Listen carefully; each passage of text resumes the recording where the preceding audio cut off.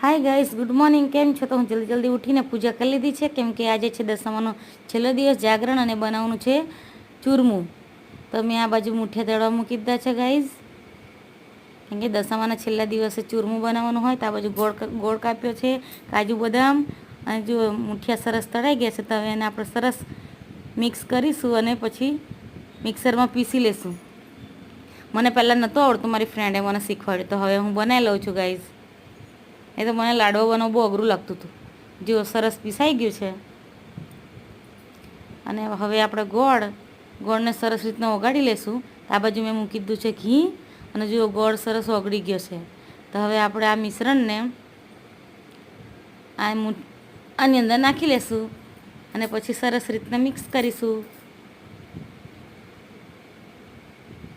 પછી એમાં કાજુ બદામ ઇલાયચી નાખી દઈશું. બસ પછી તો ગેસ આજે કોમેન્ટમાં જય દિશામાં લખજો.